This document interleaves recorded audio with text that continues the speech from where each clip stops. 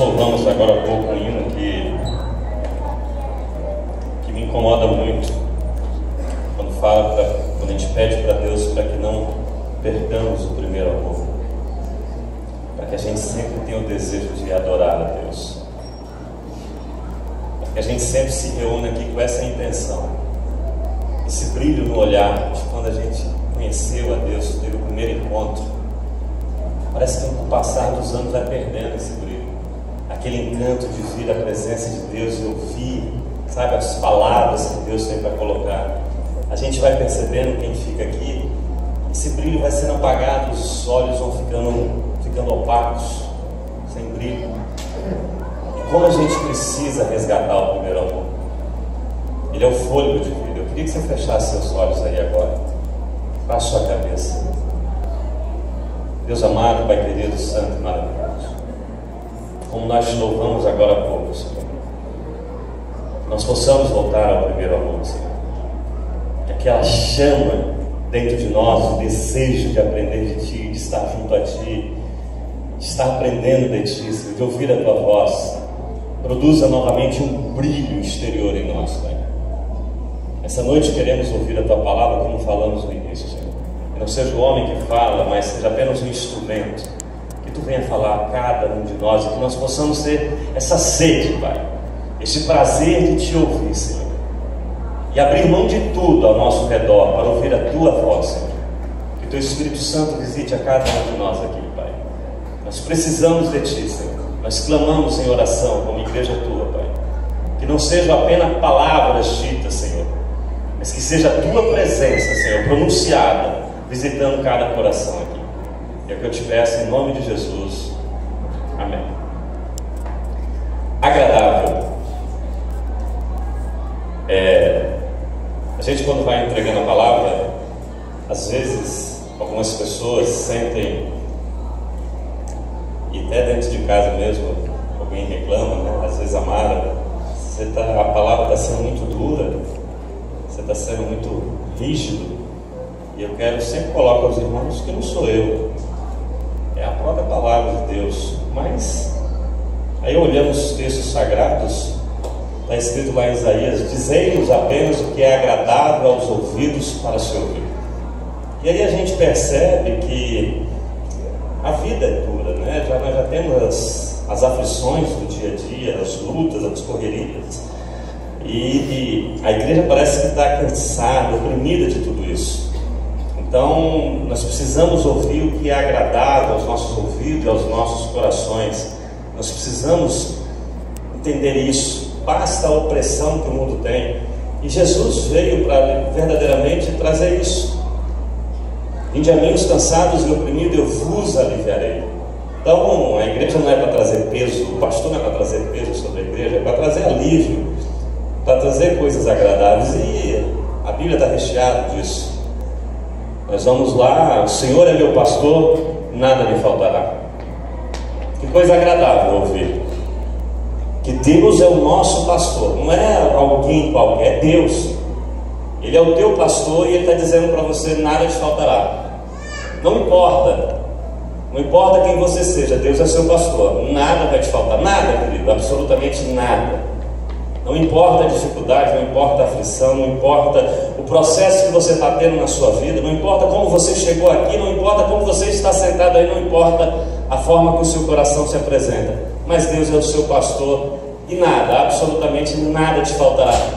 Isso vem aos nossos ouvidos e penetra nos nossos corações como algo muito agradável, palpável, salutar, né, para as nossas almas.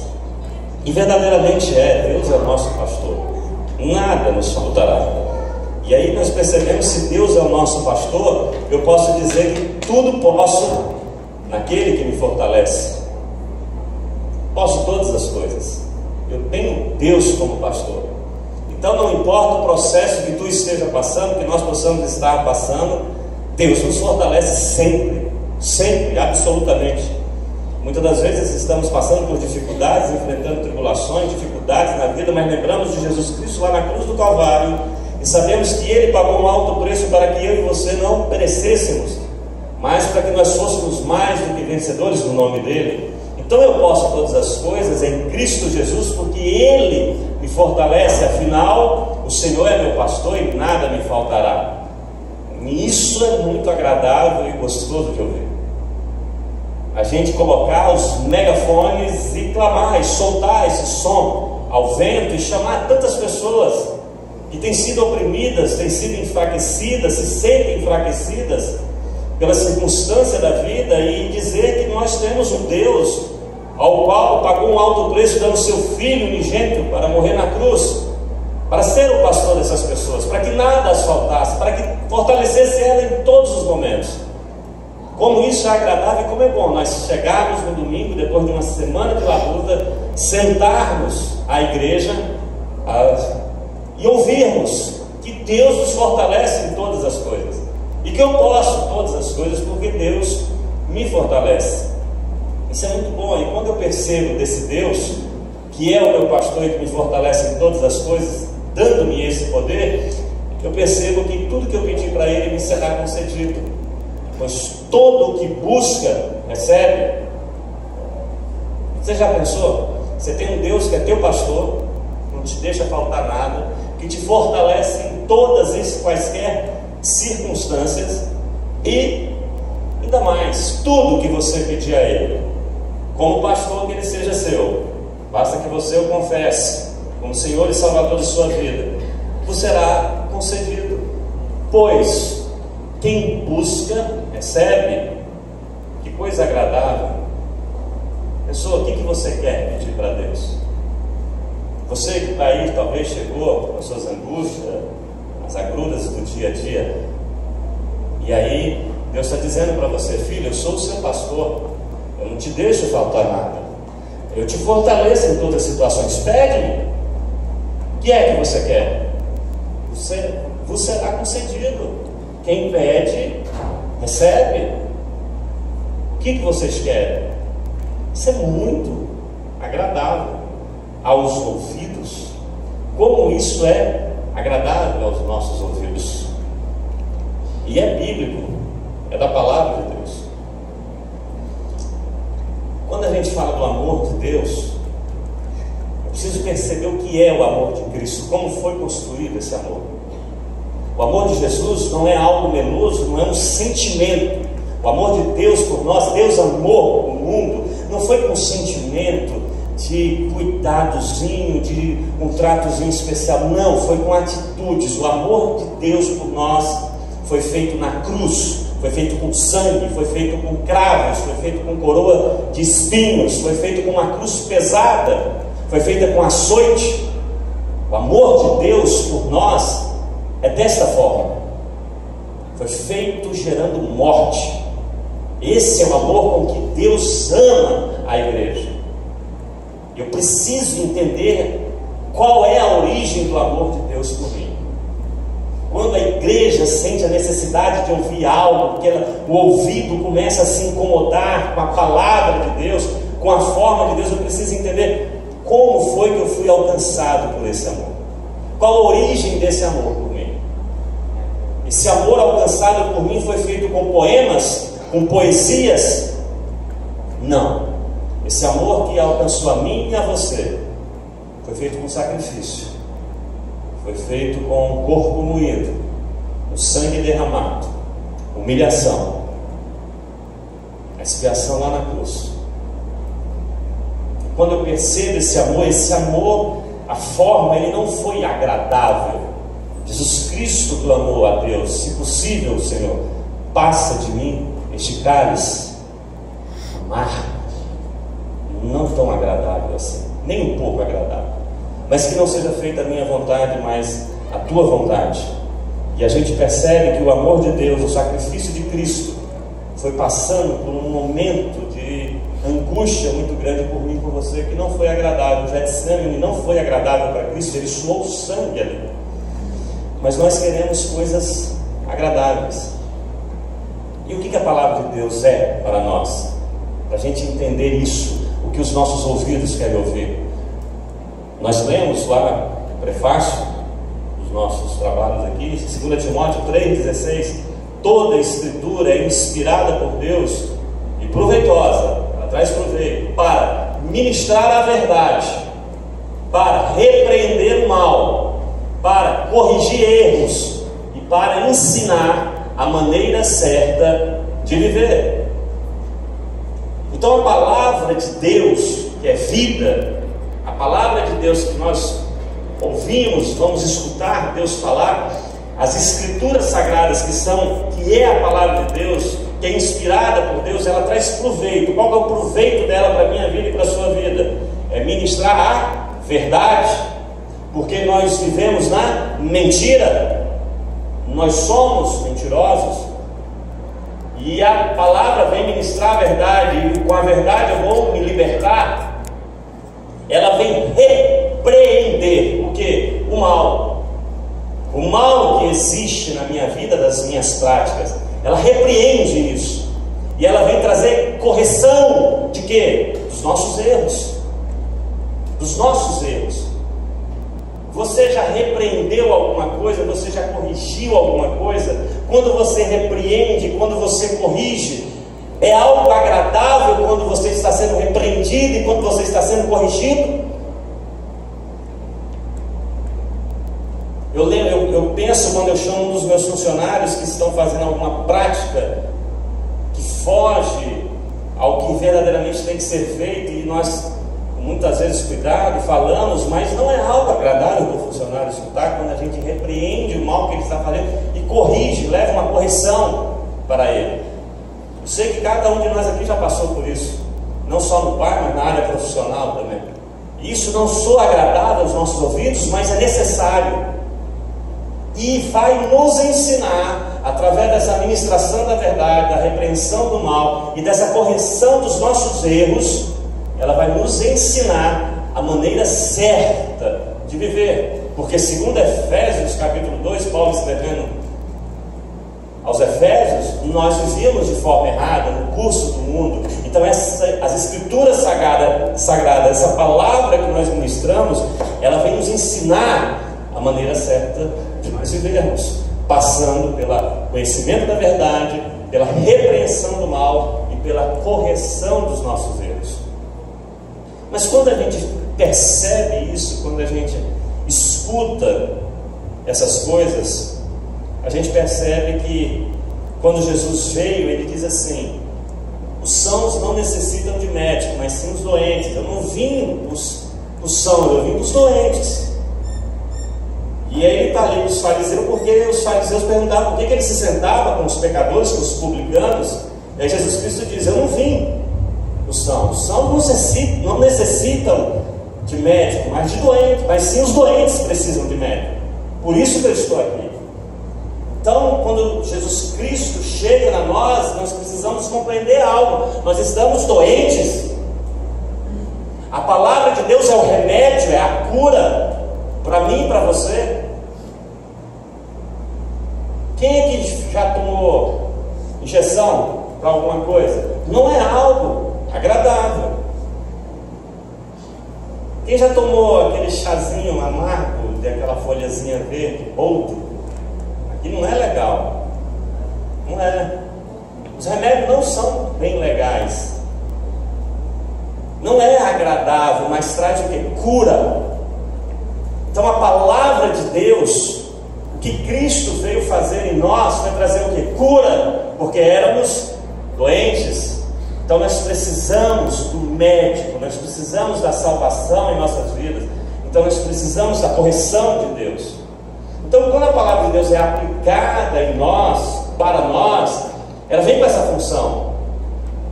Todos aqueles textos que nós lemos no início são aplicáveis em nossa vida, mas dentro de um contexto. Poder todas as coisas naquele que me fortalece é saber viver sem nada, é ser contente com o que tem. Ter Deus como pastor é muito mais do que você falar que ele é seu pastor, é você obedecer a sua voz, porque sabe que tem um cajado que te corrige. E por isso, seguindo o seu pastor, a orientação do seu pastor, como ovelha, nada te faltará. Então eu preciso compreender como que essas promessas de Deus são aplicáveis dentro de minha vida, porque eu preciso entender a origem do amor de Deus por mim, a origem do amor de Deus por mim, por você é a cruz, é o sacrifício de Cristo. Deus amou o mundo dando seu único filho para padecer no madeiro. O madeiro que não era dele, era meu e seu, por conta do meu pecado e do seu pecado. E assim Deus nos ama. Só que aí tem um detalhe. Hoje, quando nós estávamos na escola bíblica, o Gil aplicando a lição aqui, perguntando, quando lemos a palavra, como lemos ela? Nós lemos ela como uma carta de amor, como um livro escolar, como um manual militar. Aí eu fiz uma pergunta. Não, Gil, a pergunta é, nós lemos a Bíblia? Nós temos esse prazer da leitura? E aí é o seguinte, a igreja quer esse remédio? A igreja quer essa correção? A igreja quer esse caminho certo? A igreja quer essa repreensão do mal? Aí quando nós vamos vasculhar a palavra de Deus, Deus falando conosco a respeito disso, a gente vê lá em 2 Timóteo 4:3, pois virá o tempo em que não suportarão a sã doutrina, pelo contrário, sentindo coceira nos ouvidos, segundo seus próprios desejos, juntarão mestres para si mesmos. Eles se recusarão a dar ouvidos à verdade, voltando-se para os mitos. A palavra sendo ministrada e aquilo te incomodando, você se irritando, sabe? Você não aceitando aquilo, te dá uma coceira no ouvido. Virá o tempo que a igreja, as pessoas não suportará mais a sã doutrina, a correção, o remédio. E esse tempo parece que é agora. Porque o que acontece? Agora a gente, segundo os nossos próprios desejos, eu vejo isso porque quando de repente, quando vai se escolher um pastor hoje para uma igreja, não é com oração, é com o que a igreja deseja. Reúne-se o ministério que é mais agradável. Não, esse aqui não gostei. Não, esse aqui não tem oração, não é Deus mais que decide, não é o Espírito Santo que decide. É segundo os meus desejos, eu junto mestres para mim, porque eu não quero mais dar ouvido à verdade, eu quero mito. Então aquilo ali conta um mito, algo que não é verídico, uma fantasia. E aí as pessoas se ajuntam, trazem esses mestres, por quê? Porque falam coisas agradáveis a mim. Então, vai chegar esse tempo que a igreja não quer mais essa correção, a igreja não quer mais esse remédio aplicável, muitas das vezes amargo, muitas das vezes dolorido, como uma injeção de bezetacil. Não sei se você já tomou, não é agradável, não é legal, viu, Adriano? Mas é necessário, senão não cura. E aí a igreja vai percebendo que isso vai incomodando a igreja. Deus fala assim, Isaías 30, versículo 9. Eu queria que vocês abrissem a Bíblia de vocês em Isaías capítulo 30. Nós vamos navegar um pouco aqui em Isaías capítulo 30, o profeta messiânico. A partir do versículo 1, mas esse versículo 9, presta atenção. Esse povo é rebelde, são filhos mentirosos, filhos que não querem saber das leis e conselhos do Senhor. Começa assim o capítulo 30. Ai dos filhos teimosos e rebeldes, que executam planos que não são meus, celebram pactos e alianças sem a minha aprovação, e tudo o que fazem é juntar pecado sobre pecado. Versículo 5: todos se envergonharão por causa de um povo que lhes é inútil, que não traz ajuda nem qualquer vantagem, mas apenas desmoralização e opróbrio. O que acontece, querido? O povo vivendo no pecado, e quem vive no pecado precisa de repreensão, precisa de correção. Mas esses aqui, esses filhos teimosos, não queriam a correção. Eram filhos rebeldes, mentirosos, não queriam mais saber das leis e do conselho do Senhor. Eles não queriam mais saber disso. E olha aqui que eles falam, o que o texto diz. No próximo versículo, versículo 10. Eles dizem aos videntes, porque eles são, é um povo rebelde. Então ele pega e fala assim: não tenhais mais visões. E ele diz aos profetas: não nos revele o que é certo.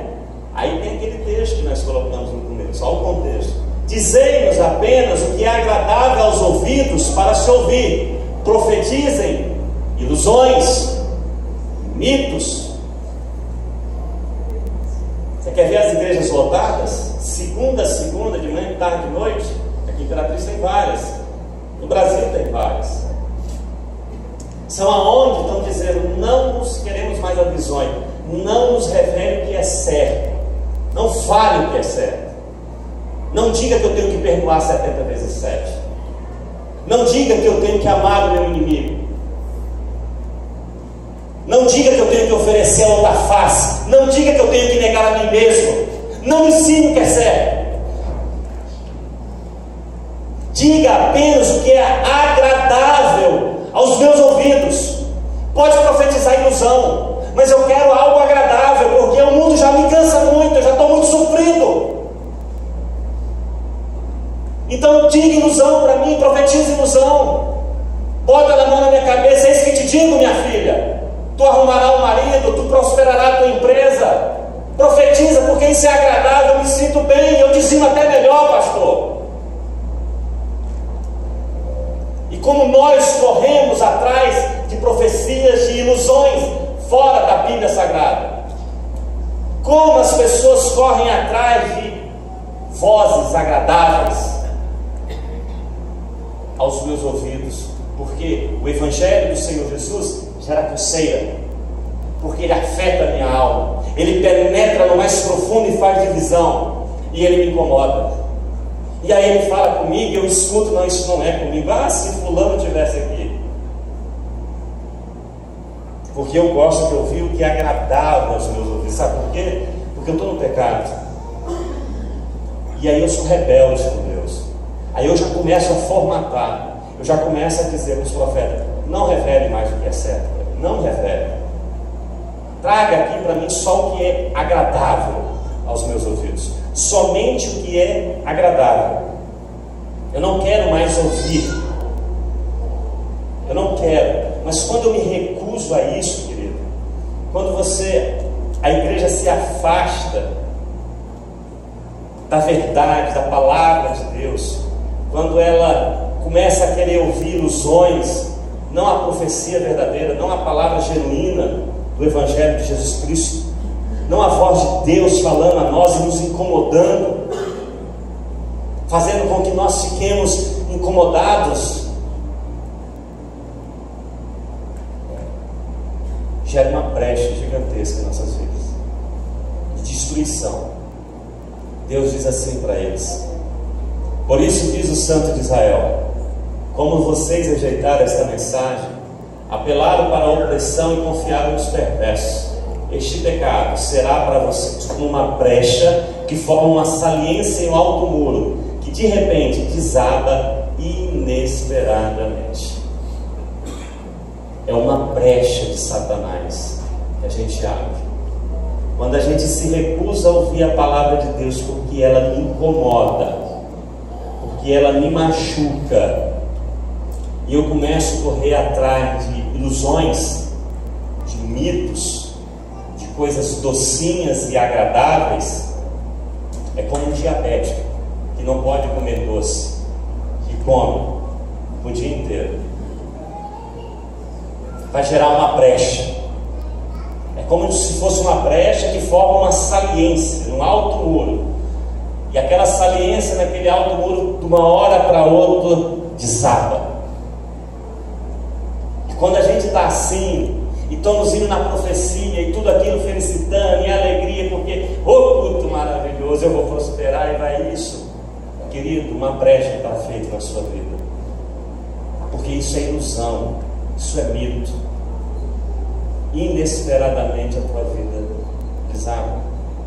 Eu sei que muitos de nós, se fosse dar testemunho, contaria quantas vezes a minha vida, os meus muros já desabaram, por andar afastado dos caminhos do Senhor, por não querer ouvir a repreensão de Deus, a correção, a mensagem da cruz, o amor de Cristo por mim.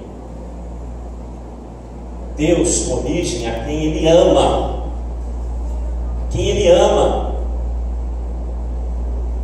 Mas será que nós queremos essa correção?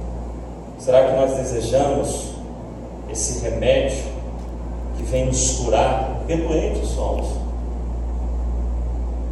E aí nós vamos dando brecha para o inimigo, e isso vai gerando em nós um espaço muito grande de desilusões, porque quem entrega ilusão para nós gera desilusões, porque a ilusão, ela não existe, é apenas uma ilusão, é um mito.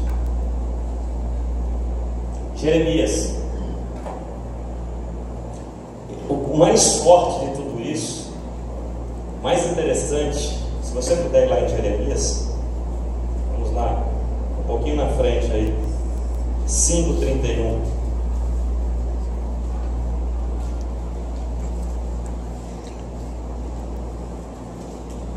Ele começa dizendo assim, versículo 25: porém as vossas iniquidades afastaram essas bênçãos de vós, os vossos erros e delitos vos privaram de todos esses bens. De fato,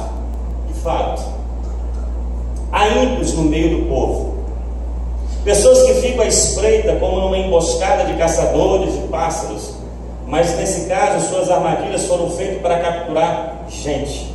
Como uma gaiola repleta de pássaros, assim as suas casas estão cheias de engano e rapina, por isso tornaram-se poderosos e ricos. Estes gordos e sorridentes, não há limites para suas atitudes malignas, não se empenham pela causa dos necessitados, dos órfãos, tampouco defendem os direitos dos pobres. Ora, não devo eu castigá-los por isso? Pergunta o Senhor. Me vingarei de uma nação como esta? Então é um pecado terrível no meio do povo de Deus. Existe o ímpio que se aproveita, que se fantasia de falso profeta, tira proveito, gente que se enriquece ilicitamente. Isso é terrível. Quantos pecados, os adúlteros, as prostitutas, os homossexuais, existe no meio do povo de Deus. Agora, o que é mais pesado no texto é que lá no versículo 30 ele diz assim: um pecado ainda mais brutal, é Deus falando isso aqui, e repugnante acontece nessa terra. Um pecado mais brutal e repugnante. O que é repugnante para Deus? Ele está comentando todos esses pecados. Eu não vou castigar esses pecados. Agora tem um mais brutal e repugnante. Profetas profetizam mentiras. Os sacerdotes governam com sua própria autoridade. Agora o que é mais repugnante é que o povo se agrada de tudo isso. É que o povo bate palma para isso. É que o povo engole isso. É que o povo busca isso. Multidões. Isso é mais repugnante, isso é mais brutal. Eu entrego meu filho para morrer na cruz, e o povo busca mitos, ilusões, fantasias, palavras agradáveis para massagear o meu ego. O que é agradável para mim? O povo se agrada disso. Quando alguém está profetizando, os falsos profetas, uma coisa que não tem nada a ver com a palavra de Deus, isso aqui é um servo de Satanás, um falso profeta, um transvestido de anjo de luz. Mas o que é mais repugnante do que isso é o povo que se agrada, é o povo que aceita, é o povo que recebe, é o povo que idolatra, é o povo que adora o bezerro de ouro. Mais repugnante do que quem fez o bezerro de ouro, mais repugnante que o próprio bezerro de ouro, é o povo ao qual Deus libertou no deserto. Deus destruiu os carros de Faraó, Deus brotou água da rocha, caiu maná do céu, e eles se agradam do bezerro de ouro, e eles se agradam das mentiras profetizadas, e eles se agradam das fantasias entregues, e eles se agradam das palavras doces, agradáveis. Agradável. O que é agradável para você? O que é agradável para você é algo digno de Deus ou repugnante de Deus? É a verdade que liberta, que me mata, que revela o pecador que eu sou? Ou o que é agradável para mim é uma mentira que me ilude, mas gera em mim uma falsa esperança, gera em mim uma expectativa fantasiosa? O que é agradável para você? Dependendo do que for agradável para nós, querido, dependendo do que é agradável no seu entendimento, é repugnante para Deus, é brutal para o Senhor. E aí, quando a mensagem de Deus é entregue, quando a mensagem de Deus penetra, quando Deus com amor revela o seu pecado, mostra a sua vereda errada, as pessoas se fecham, os ouvidos coçam. Por quê? Porque estamos longe do primeiro amor, esquecemos o sacrifício de Cristo na cruz, começamos a achar já que nós temos direito a alguma coisa, esquecemos a graça, o porquê que estamos aqui, pelo amor imerecido, esquecemos isso, e aí achamos que devemos ter mais coisas, muito mais. E eu quero ouvir isso, eu quero que distorça a palavra, tire só, forme uma Bíblia só de caixinhas de promessa. E aí eu começo a ouvir isso, esse vem ficando doce, minha alma vai se alegrando, e aí vai rachando, uma rachadura imensa vai sendo feito na sua vida e na minha vida, e inesperadamente desaba.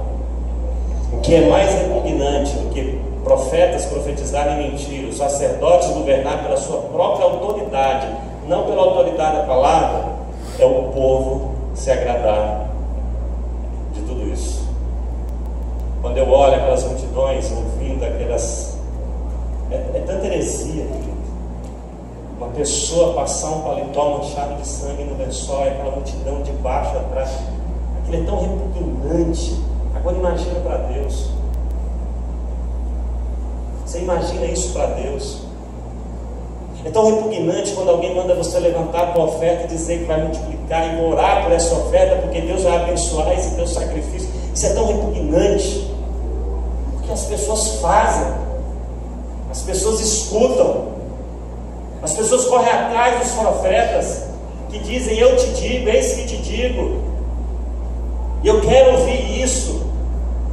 E isso é repugnante porque o povo está se agradando disso e se desagradando da verdade, porque vai chegar um tempo que eles não vão suportar mais a santa doutrina, a doutrina santa do que é verdade,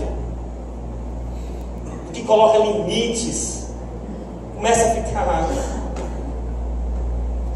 eu já não suporto mais isso.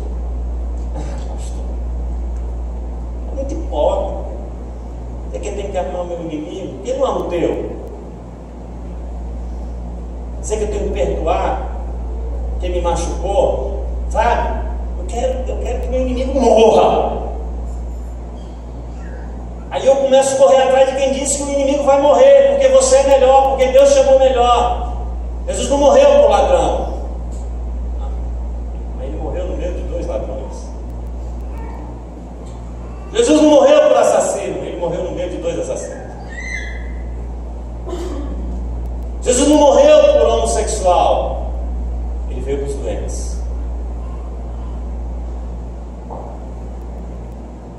E o que é mais repugnante é que as pessoas se agradam das falsas profecias, as profecias mentirosas. E a gente se esquece, voltando lá para Isaías.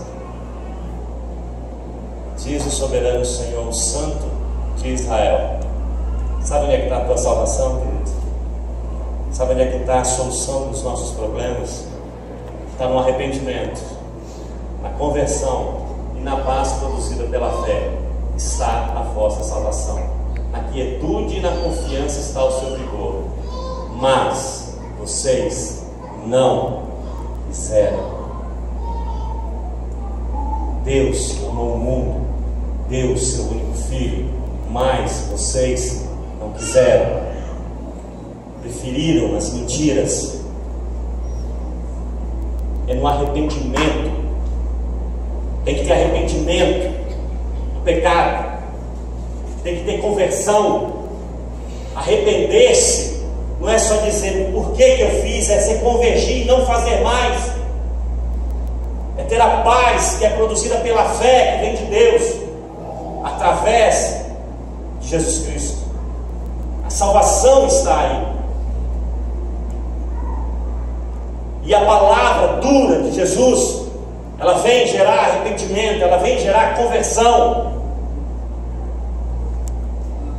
A gente tem que estar quieto, confiante, não ficar angustiado por coisa alguma.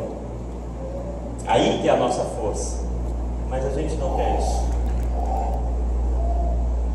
Nós queremos isso para a nossa vida. Nós queremos o arrependimento, a conversão. Nós queremos a salvação de Deus.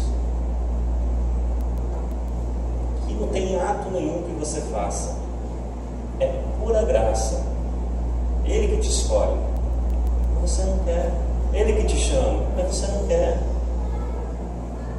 Não se arrepende. Continua do mesmo jeito.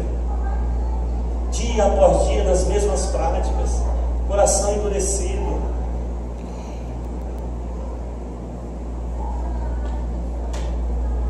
O que mais repugna ao Senhor é o povo se agradar das falsas mentiras. É o povo não querer a verdade. É o que é agradável para nós, é repugnante para Deus. Quando eu fui meditar na palavra, orar ao Senhor, buscar isso, fui querer saber o que é agradável para mim.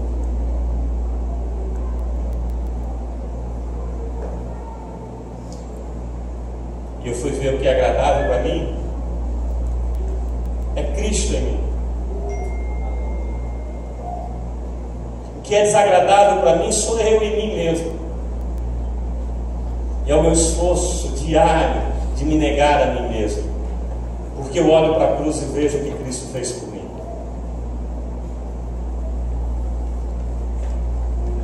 Por isso eu medito na palavra, essa palavra que todos os dias quando eu leio, ela me incomoda, ela me machuca, ela me chama para o arrependimento, ela me chama para uma conversão diária. Mas eu não fujo dessa palavra e por isso eu medito nela de dia e de noite. O que é agradável para você? O que lhe traz no seu coração algo que te deixa feliz? O que lhe é agradável? Segundo Deus falando em Isaías, para Jeremias, é as falsas mentiras. Isso é agradável ao povo. Eles não suportam mais essa doutrina. Que nós possamos voltar ao primeiro amor. Por isso que quando a equipe de louvor ministrou aquele louvor que é necessário, a primeira essência, o jardim particular, a gente voltar a adorar a Deus verdadeiramente, nós precisamos disso. Nós precisamos buscar isso. Nós precisamos resgatar isso para nós. Porque quando a gente volta, a gente aceita, a gente assimila, a gente é como filho obediente, não como filhos desobedientes e rebeldes, que buscam para si próprio a sua própria verdade e se agradam dessas falsas mentiras. Que Deus possa operar em nós bênçãos sem fim, através da sua palavra, gerando em nós arrependimento, conversão e paz. E que nós queiramos isso. Por isso eu te clamo a ficar em pé, queridos.